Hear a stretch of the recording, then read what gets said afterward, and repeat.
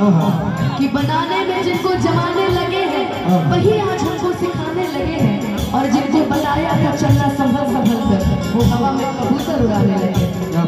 उनको हमेशा एक बात कहते थे, हमेशा जीना छूट जाए हो से के बंधन में छूट जाए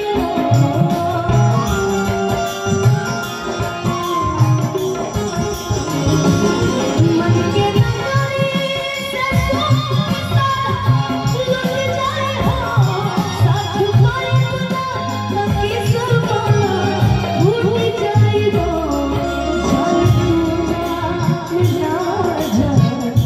तुम्हारे में पाओ तुम्हारे में प्यार में नहीं पूरी हम बेवफा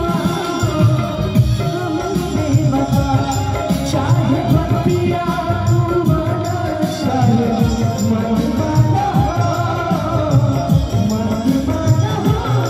प्यार में नहीं पूरी हम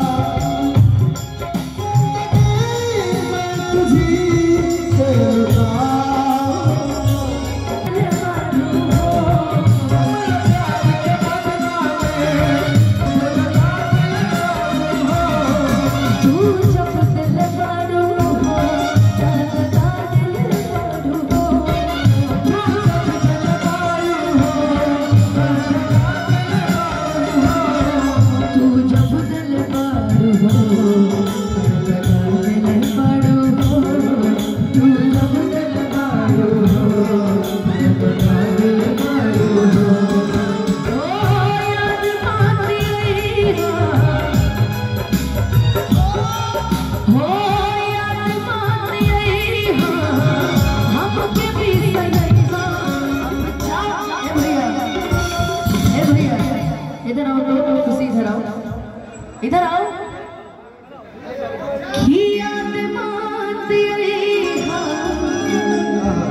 अरे हम